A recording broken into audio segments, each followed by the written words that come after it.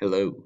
Today we're going to talk about how one little itty bitty grain of rice is going to change all of China. To begin, let's start off with some vocabulary that you need to know before we can fully understand this idea. First is the word drought, something you're probably very familiar with. It's when it doesn't rain, dry weather.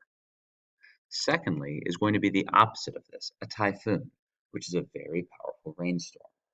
Fun note, a typhoon is exactly the same thing as a hurricane, except typhoons happen in the eastern hemisphere, whereas hurricanes happen in the western hemisphere. Next is the word agriculture. We've talked about this since fifth grade. It's that fancy word we use for farming. Finally, urbanization, which is the growth of cities. Let's practice saying that all together now. Urbanization. Uno, dos, tres. Urbanization. Eins, zwei, drei. Urbanization. One, two, three. Now, as we went on with our story from last time, we know that the Song dynasty is going to be conquered by the Yuan, which are the Mongols. We know that under Genghis Khan, the northern part of Song China is going to be conquered early on, and eventually in 1279, we are going to have the full conquest of Song China. Now, the Chinese that were living in northern China, many of them decided to flee south to be able to avoid Mongol rule.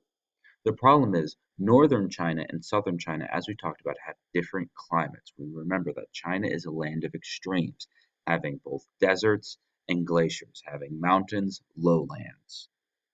It has it all. Now, because they were in a different climate, they had to grow different kinds of crops. You can't just grow the same things depending on the weather. You don't see very many orange trees up in Canada, whereas you don't see things grown in cold regions down in Florida. Now, they decided to settle on rice because the land was very wet and rice can grow in standing water. However, southern China experienced droughts at times. The droughts would destroy the rice crop. Also, when not experiencing drought, they might experience a typhoon, which would destroy the different rice crops. This is a big problem because if you don't have food, you can't eat. Now, the Chinese eventually, though, were blessed by trade and discovered a new itty bitty grain of rice that is going to come to China. Now, this one grain of rice that will change all of China wound up coming from present day Southeast Asia, which is where Vietnam, Cambodia, Laos is.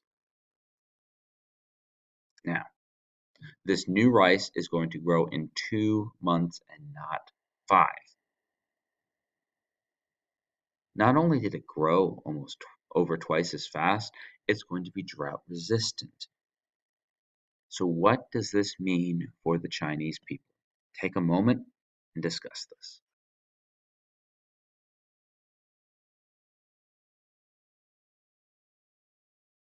All right. So, what you should have been able to come to the conclusion is the Chinese farmers are going to be able to farm over double the amount of rice.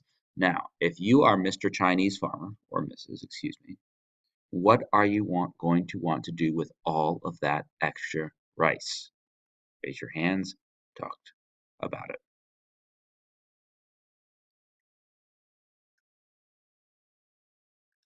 Now, not only is the rice going to grow faster, during this time period, they're also going to develop new technologies to make it so that they can grow rice and other food even more efficiently.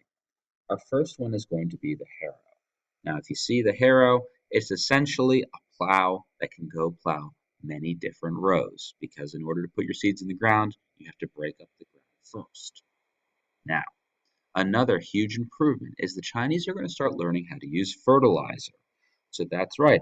On the bottom left there, you see dung, poo-poo, feces, waste.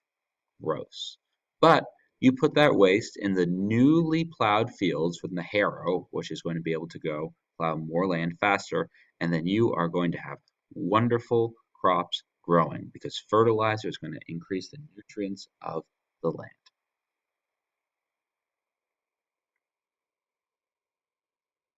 Another huge invention that is going to be developed is the chain pump. What's going to happen is that it's going to be able to bring water uphill for land because we've talked about this. The land in China is not all even. It's got lots of different raises and lowers. As we see, because they're going to have terraces, they're going to take those hills and they're going to be able to develop more farmland. So using the chain pump, they're able to bring that water uphill to be able to farm all these newly available areas. So let's think about this now. The new rice grows faster. Secondly, this new rice doesn't die as easily, so lots of extra rice there. Now we have more technology to more quickly and efficiently plant that rice, and because of terracing and the chain pump, we're able to go and farm on more available land. This is huge. It's going to equal way more food for the Chinese people. We've talked about this.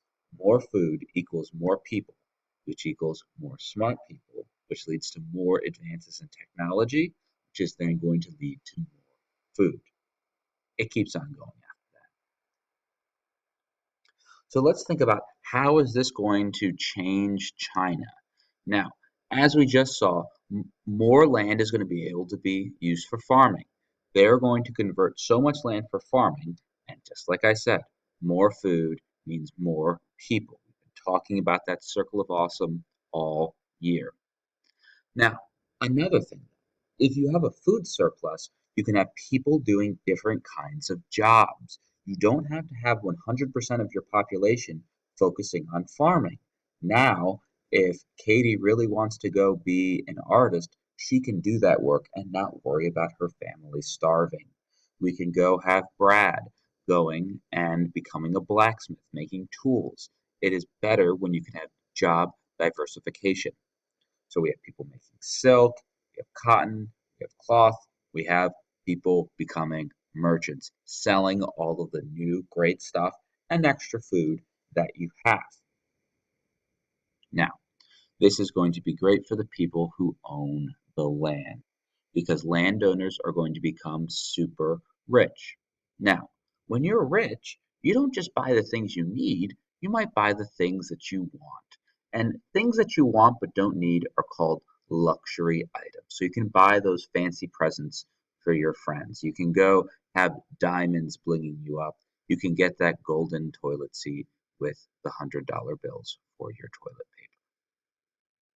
Pretty great, huh? Now, here's the thing. If you are one of those new wealthy landowners and you have all of this extra money to have, you're going to want more stuff. And so what happens if people want to buy more things, there have to have the merchants to sell the things. If you have all the money in the world and no store to buy your things, that doesn't do you much good. So that meant more people had to produce goods, which works out well because we're going to have more jobs happening at this time. Therefore, because we have all of these people and goods moving, we have to improve the transportation. That's why when we had the Sui dynasty create the Grand Canal, it is going to be huge as it connected northern and southern China. So remember, landowners have lots of money, they want to buy more things. Therefore, merchants have to go and have things to sell, which means you need more people producing the goods. And we have the transportation infrastructure improving to be able to make this happen. Now, the economy of China was booming so much that they actually ran out of copper. That's a big deal because the money was made out of copper. So China runs out of copper to make coins because their economy has improved so quickly.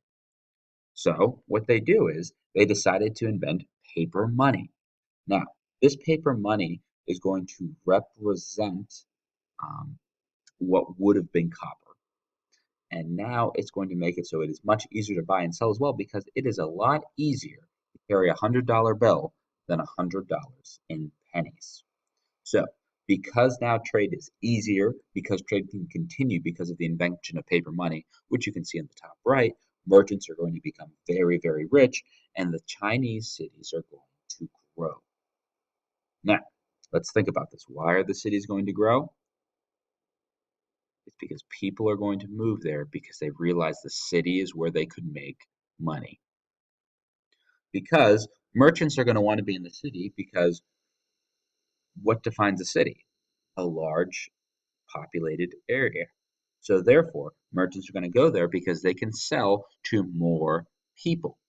Now, if you're someone who makes your things, you're a craftsman, you're going to want to go to the city because you can supply those merchants living in the city who are going to sell it to all of the people there. So, merchants and craftsmen are going to be in the city. And think about it. You have just made big boku bucks being a landowner. Many of those people are going to go take their land, have other people work it for them, and decide to start living in the cities, not having to work as hard. So, to have these cities as well, a city that just doesn't sprout from the ground. People had to go build those cities. They had to go have construction workers. You're going to have the people transporting goods. You're going to have the architects designing it. So we see urbanization is going to create many jobs itself, which is going to mean more business, more money, more profit. So to review it all together, there was one new itty bitty grain of rice that came to China, which creates a surplus of food. Surplus, more than enough. So, because the landowners are now growing way more food than the before, they are going to have lots of money. When you have lots of money, come on, we've all had some extra money. It kind of burns a hole in our pocket. We want to go spend it. We want to get something. The landowners are going to buy more stuff. But they bought so much stuff, they ran out of copper, because that's their coins, and invented paper money. So, more people then are going to move to cities to make, sell, and buy goods. And that, my friends, is the story of how one itty bitty grain of rice is going to change